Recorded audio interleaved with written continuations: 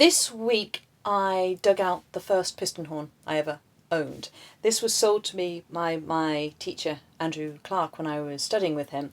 It's a piston horn made by the Belgian firm Mahillon, but actually built here in London where they had a factory.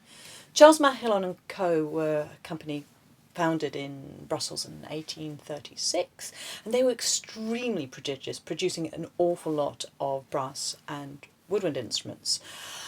It's not a great surprise that they would put a factory here in London in 1844, given there was such a boom in interest in the instruments. It was probably a very savvy move to be producing instruments here.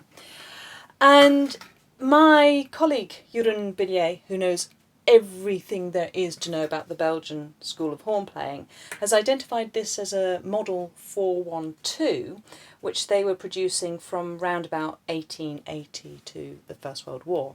A rather nice thing about this instrument is I've got a couple of little screws here, and actually the valve block comes off, so it's a sauterelle design of horn. That's the name we use for an instrument where you can take the valve block on and off.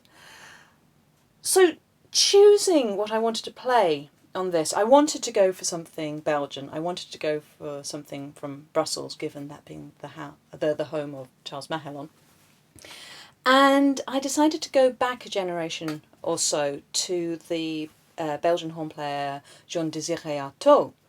Artôt was very much the leading horn player in Brussels and around about the mid-19th century. He came from an extremely musical family. His father was also a horn player, and like so many musicians of the age, Jean-Désiré Artôt first studied with his father.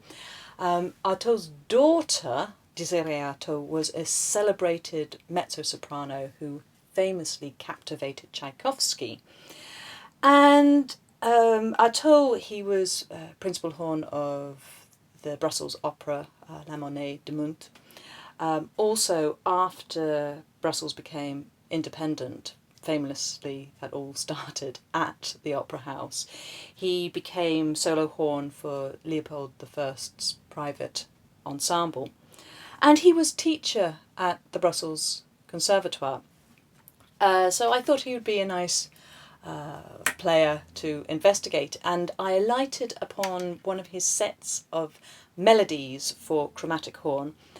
And so this week I'm playing the sixth and final melody from Artaud's third set of melodies for horn and piano.